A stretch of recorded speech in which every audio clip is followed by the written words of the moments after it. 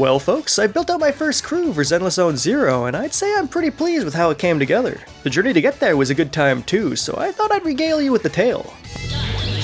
When the game launched on Xbox, there was a festival channel featuring a lineup of S-rank agents where you could just claim whichever one you wanted. Out of the gate, I thought Grace would be my pick, but since the option to demo them all was there, I gave each of the eligible candidates a try before locking anyone in. As you might have guessed, that fanatical mechanic was up first. She kinda felt like a long-range striker, which isn't the feeling I usually get from firearm folks. Your mileage may vary, but I think there's a distinction between how she and Billy feel, and she falls on the right side for me. Rena, on the other hand, falls on the wrong one. Conceptually, I love the idea of a ghostly puppeteer, and she has some cool barrages, but her playstyle feels too passive with those proxies.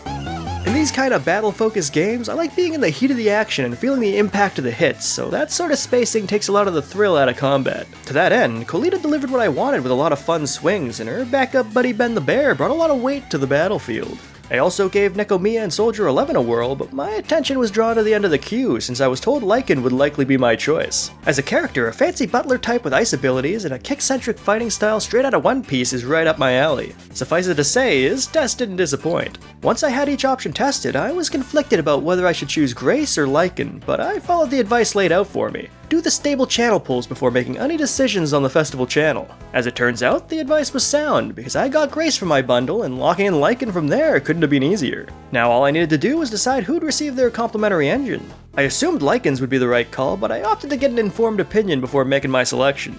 I'll give you a chance to guess what was suggested before I reveal the results.